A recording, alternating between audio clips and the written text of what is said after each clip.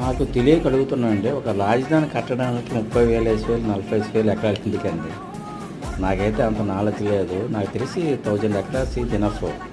అంటే ఎవరి కోసం ఈ 40,000 ఎకరాలు, 50,000 ఎకరాలు, 1,00,000 ఎకరాలు ఎవరి కోసం అండి?